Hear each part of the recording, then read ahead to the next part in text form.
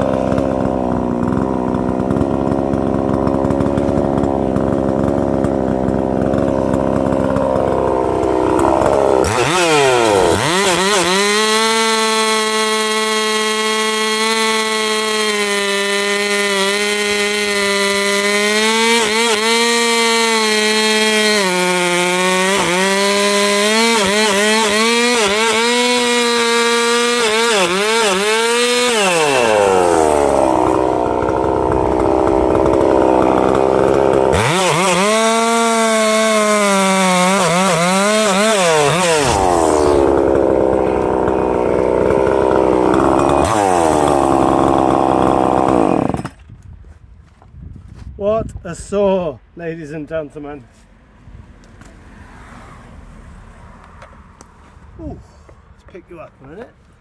Let's just pick you up. Oh. So yeah, I know I'm biased. Yes, it's got a small mount.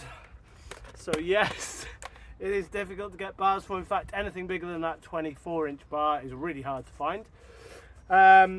But yeah, I just love it. Sorry guys, absolutely love it. And after running all those big saws yesterday, my bicep tendon is hurting and I'm all a bit achy from loading loads of this stuff into the van.